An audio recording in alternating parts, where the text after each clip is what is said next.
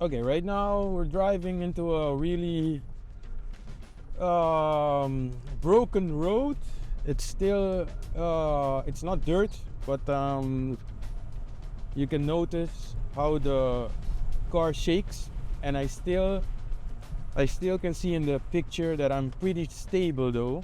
I'm going to into a rougher road right now, and it's still following me. Well, the following part is not a big thing, but the going into the unstable road, that would be the awesome thing to do. So right now, that's the main thing that we are trying to test right now. So I just let the car pass me by, and then you go back onto the broken road. And if you can see the picture of the other camera, you can see how it's shaking, and it still managed to put a good stabilization.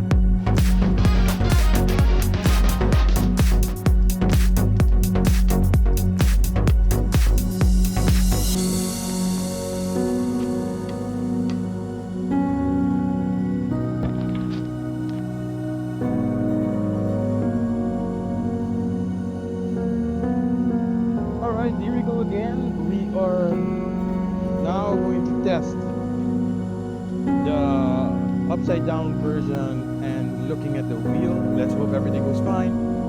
Everything is secure on the car, so there is extra safety measures. I mean, like